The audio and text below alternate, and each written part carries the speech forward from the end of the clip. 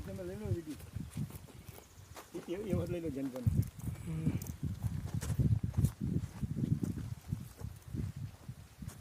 દેવજી હું તો મૂકો કાના જો 1.5 ફૂટ સેટો આવ્યો હોય ને થોડો ઠંડી કરી દો હું તમે ને તેમાં ઉપર તમારે જે બોલવું હોય ને એ રહેજો